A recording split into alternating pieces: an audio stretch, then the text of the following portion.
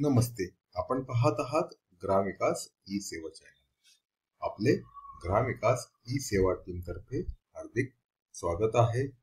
आजचा विषय आपण आज पाहणार आहोत. प्रादेशिक योजना नसलेल्या गावाच्या गावठाण क्षेत्राबाहेर लहान आकाराच्या अधिकृत भूखंडांमध्ये प्रमाणभूत बांधकाम नमुना आराखड्याच्या आधारे जलद गतीने बांधकाम परवानगी देण्याबाबतचा शासन निर्णय आहे. महाराष्ट्र शासन ग्रामविकास विभाग शासन परिपत्रक दिनांक 11 डिसेंबर 2015. ह्या शासन परिपत्रकाची प्रस्तावना आपण आता बघणार आहोत. महाराष्ट्र ग्रामपंचायत आणि महाराष्ट्र प्रादेशिक नियोजन व नगररचना सुधारणा अधिनियम 2014 सन 2014चा महाराष्ट्र अधिनियम क्रमांक 43 मधील कलम 52(1) नुसार ज्या गावाकरिता महाराष्ट्र प्रादेशिक नियोजन व नगररचना अधिनियम 1966 याच्या तरतुदी अन्वये प्रारूप प्रादेशिक योजना किंवा अंतिम प्रादेशिक योजना प्रसिद्ध करण्यात आलेली नाही किंवा प्रादेशिक योजना अस्तित्वात नाही अशा कोणत्याही गावामधील गावठाण क्षेत्राबाहेर कोणत्याही व्यक्तीस बांधकाम करावयाचे असल्यास ग्रामपंचायतीची पूर्वपरवानगी घेणे आवश्यक असून पंचायतीने सदर परवानगी ही पंचायत समिती स्तरावर पदस्थापित केलेल्या राज्य शासनाच्या नगररचना अधिकाऱ्याची किंवा पंचायत समितीच्या स्तरावर असा अधिकारी पदस्थापित करण्यात आला नसेल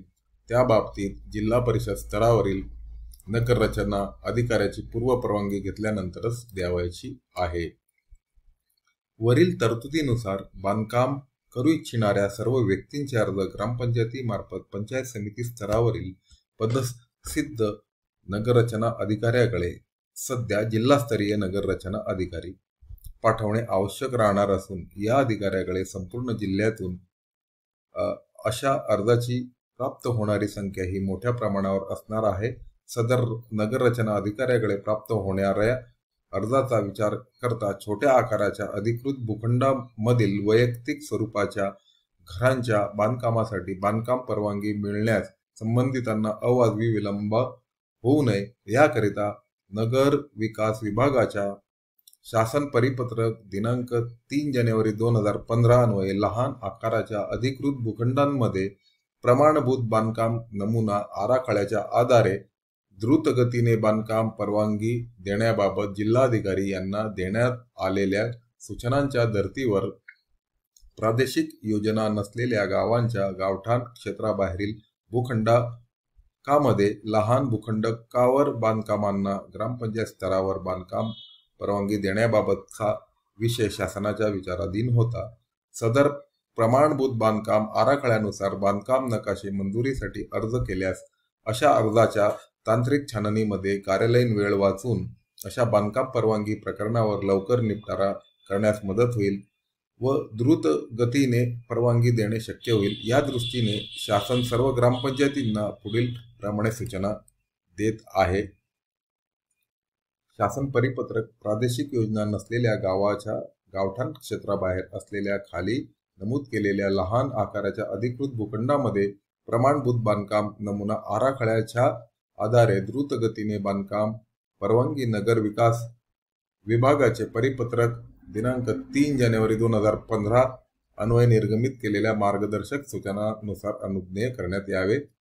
बघा, हा टेबल दिलेला आहे. भूखंड क्षेत्र चौरस मीटर, इमारतीचा प्रकार यामध्ये दिलेला आहे. बांधकाम नकाशाचे नमुने प्रत्येक चौरस मीटरच्या अनुषंगाने ते देण्यात आलेले आहे. 30 ते 40, 40 ते 50, 50 ते 60 चौरस मीटर मधील हे आहे. सुलभ संदर्भासाठी नगर विकास विभागाचे 3 जानेवारी 2015 रोजीचे परिपत्रक सोबत जोडलेले आहे. संबंधित भूखंड धारकाने उपरोक्त प्रमाणभूत बांधकाम नमुना आराखड्यापैकी उचित नमुना आराखड्याची निवड करून त्यासह बांधकाम परवानगी मिळवण्याचे सोबतचे परिशिष्ट अ मध्ये विहित केलेल्या नमुन्यात परिपूर्ण अर्ज सादर केल्यास त्या संबंधित पंचायतीने अर्ज प्राप्त झाल्याच्या दिनांकानंतरच्या लगत च्या मासिक सभेमध्ये बांधकाम परवानगी मंजुरीबाबत उचित निर्णय घ्यावा। प्रस्तुतचे परिपत्रक हे नगर विकास विभागाच्या सहमतीने निर्गमित करण्यात येत आहे। सदर शासन परिपत्रक महाराष्ट्र शासनाच्या संकेतस्थळावर उपलब्ध करण्यात आलेले आहे। हा आदेश डिजिटल स्वाक्षरीने साक्षांकित करून काढण्यात येत आहे। महाराष्ट्राचे राज्यपाल यांच्या आदेशानुसार व नावाने माननीय उपसचिव महाराष्ट्र शासन यांच्या स्वाक्षरीने हे शासन परिपत्रक जारी करण्यात आलेले आहे। तर आता आपण बघूया सुलभ संदर्भासाठी नगर विकास विभागाचे दिनांक 3 जानेवारी 2015 चे जे काही परिपत्रक आहे त्या परिपत्रकात काय काय सूचना दिलेल्या आहेत त्यात आपण बघूया। बघा, तत्पूर्वी शासन परिपत्रक 11 डिसेंबर 2015 बरोबर परिशिष्ट अ दिलेला आहे। त्या परिशिष्ट अ मध्ये अर्जाचा नमुना दिलेला आहे। अर्जाचा नमुना देण्यात आलेला आहे।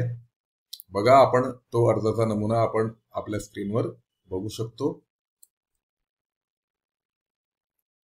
दिनांक 11 डिसेंबर 2015 शासन निर्णय आपणास हवा असल्यास ग्रामविकास e-सेवा.com या संकेतस्थळावर आपणास उपलब्ध आहे। तसेच ह्या शासन निर्णयाची जी लिंक आहे ते डिस्क्रिप्शन बॉक्स मध्ये आपण दिलेली आहे। त्यावर आपण क्लिक करून तो शासन निर्णय आपण डाउनलोड करून घेऊ शकतात। तर आता आपण बघूया 3 जानेवारी 2015 चा जो नगर विकास विभागाचे शासन परिपत्रक आहे ते आपण आता बघणार आहोत। तत्पूर्वी आपणास आदरपूर्वक विनंती की आपण अद्यापही ग्रामविकास ई-सेवा चॅनलला सबस्क्राईब केले नसेल तर सबस्क्राईब करावे। ग्रामविकास ई-सेवा टीम कडून दररोज साधारणतः 2 ते 3 विषयांचे व्हिडिओ प्रसारित करण्यात येतात। अशी अद्ययावत माहिती आपणास हवी असल्यास नक्की सबस्क्राईब करायला हरकत नसावी। आम्ही आपणास देत असलेली माहिती व माहिती पुरवण्याचा आमचा प्रयत्न आपणास कसा वाटतो याबाबत आपला अमूल्य अभिप्राय किंवा कमेंट आपण नोंदविल्यास आमच्या टीमला आनंद होईल। तर आता आपण बघूया नगर विकास विभागाचे 3 जानेवारी 2015 चे पत्र।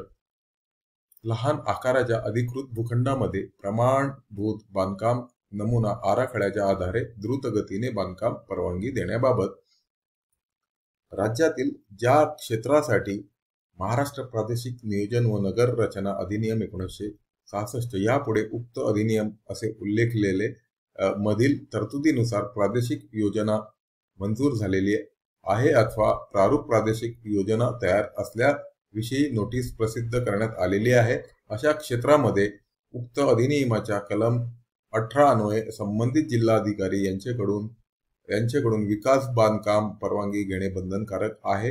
विविध कारणास्तव छोट्या आकाराच्या अधिकृत भूखंडामध्ये वैयक्तिक स्वरूपाच्या घरांच्या बांधकामासाठी देखील अशी बांधकाम परवानगी मिळण्यास संबंधितांना अवाजवी विलंब होत असल्याची बाब शासनाच्या निदर्शनास आली आहे।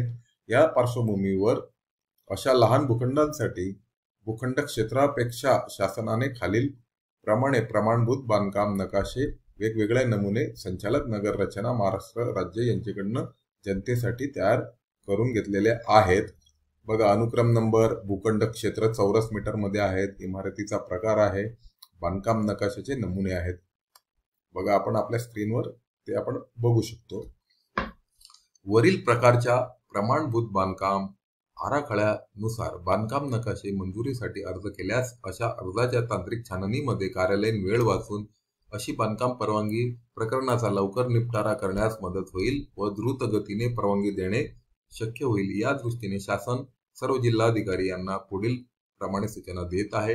उक्त क्षेत्रामधील संबंधित भूखंड धारकाने वरील प्रमाणभूत बांधकामाचा नमुना आराखड्यापैकी उचित नमुना आराखड्याची निवड करून सक्षम प्राधिकरणाकडे त्याच्या अधिकृत भूखंडावर बांधकाम परवानगी मिळवण्यासाठी आवश्यक त्या कागदपत्रांसह परिपूर्ण अर्ज सादर केल्यास अशा बांधकाम परवानगी बाबत यापुढे खालील प्रमाणे कारवाई करण्यात यावी।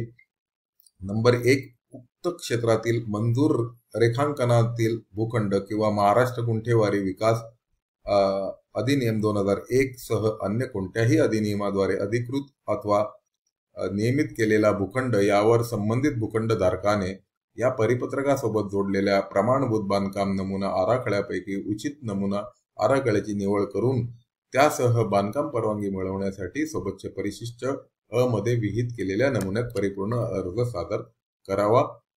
त्यास संबंधित जिल्हाधिकारी यांनी अर्ज प्राप्त झाल्यापासून दिनांकापासून 7 कामाच्या दिवसापर्यंत आत बांधकाम परवानगी मंजुरीचे बाबत उचित निर्णय घ्यावा। अशी बांधकाम परवानगी मिळाल्यानंतर संबंधित भूखंडधारकाने मंजूर नकाशानुसार समास अंतरे सोडून जागेवर बांधकाम करणे अपेक्षित आहे। तथापि मंजुरीनुसार जोत्याची मापे व क्षेत्रफळ कायम ठेवून खोल्यांची रचनेमध्ये अंतर्भूत भागांमध्ये आवश्यकतेनुसार खोल्यांच्या आकारामध्ये बदल करण्यास हरकत नाही। मात्र कोणत्याही परिस्थितीत या बदलामुळे खोल्यांचे अंतर्गत क्षेत्र व अन्य परिमाणे ही मंजूर विकास नियंत्रण नियमावलीतील मर्यादेमध्येच असणे आवश्यक राहील। 3. प्रस्तुत परिपत्रकासोबत जोडलेले प्रमाणभूत बांधकाम नमुना आराखडे स्वीकारून त्यानुसार विकास परवानगीसाठी भूखंडधारकाने अर्ज करणे हे पूर्णपणे ऐच्छिक असून यापेक्षा वेगळ्या आराखड्यानुसार बांधकाम करावयाचे असल्यास त्यासाठी प्रचलित कार्यपद्धतीनुसार कारवाई करणे आवश्यक राहील। प्रस्तुत परिपत्रकासोबत जोडलेले प्रमाणभूत बांधकाम नमुना आराखडे स्वीकारतेवेळी स्वीकारल्यानंतर त्यात विकास नियंत्रण नियमावलीतील कुठल्याही तरतुदीत सवलत शिथिलता अनुज्ञेय राहणार नाही। उपरोक्त सूचना ह्या प्रस्तुत परिपत्रकाच्या दिनांकापासून अंमलात आणाव्यात। सदर परिपत्रकावर माननीय प्रधान सचिव न.वी.1 नगर विकास विभाग यांची स्वाक्षरी आहे। तर आता आपण बघूया ह्याच 3 जानेवारी 2015च्या शासन निर्णयासोबत सुद्धा एक परिशिष्ट देण्यात आलेले आहे। त्या परिशिष्टामध्ये एक बांधकाम आराखड्यासाठी प्रस्तावाला मान्यता मिळवण्यासाठीचा एक नमुना ह्या शासन निर्णयासोबत दिलेला आहे। तसेच आता आपण खाली बघतोय प्रादेशिक योजनांकरता मंजूर प्रमाणित विकास नियंत्रण नियमावलीनुसार विविध क्षेत्रांच्या निवासी भूखंडामध्ये बांधता येऊ शकणाऱ्या निवासी इमारतीचे नमुना नकाशे बघा। नमुने नकाशे आपल्याला स्क्रीनवर दिसत असतील बघा। अशा पद्धतीने नकाशेचे नमुने सोबत जोडलेले आहेत। पान नंबर 14, 15 बघा। असे वेगवेगळे नमुने या शासन निर्णया सोबत जोडलेले दिसून येत आहे।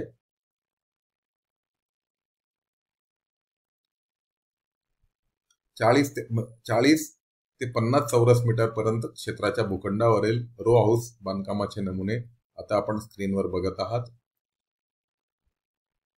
जी शासन निर्णयामध्ये चौरस मीटर मध्ये जी माप दिलेली होती त्यानुसार नकाशे तयार करून देण्यात आलेले दिसत आहेत। 50 ते 60 चौरस मीटर पर्यंतचे नकाशे आहेत। आपण स्क्रीनवर बघू शकतो 60 ते 80 चौरस मीटर पर्यंतच्या क्षेत्रातील भूखंडांचे नकाशे याप्रमाणे पान नंबर 74 पर्यंत नकाशांचे नमुने जोडलेले आहेत। आपणास पुन्हा एकदा आदरपूर्वक विनंती, आजचा विषय आपणास कसा वाटला याबाबतची कमेंट आपण नक्की नोंदवा। तसेच अद्यापही आपण ग्रामविकास ई सेवा चॅनलला सबस्क्राईब केले नसल्यास लगेचच सबस्क्राईब करून घ्यावे ही विनंती। तसेच आपण एक सूचना पटकन बघूया। सदर चॅनल हे कर्मचारी अधिकारी यांना दैनंदिन कामकाजात आस्थापनाविषयक लेखाविषयक योजनांची माहिती प्राप्त व्हावी, दैनंदिन कामकाजात अचूक वापर व शासन निर्देशानुसार अचूक अंमलबजावणी करता यावी या उद्देशाने निर्मित केलेले आहे। सदर चॅनलचा कोणताही व्यावसायिक हेतू नाही। अधिक अभ्यासासाठी अद्ययावत मूळ नियम व अद्ययावत शासन निर्णयाचे वाचन करावे तथा उपयोग करावे. माहिती उपयोगात आणण्यापूर्वी अद्ययावत माहिती घेण्याची जबाबदारी आपली असेल. तथापि अनावधानाने राहिलेल्या त्रुटी वा चुकीसाठी जबाबदार राहणार नाही. चूक निदर्शनास आणून दिल्यास सुधारणा करण्यात येईल. ग्रामविकास टीमतर्फे आपले खूप खूप आभार. धन्यवाद.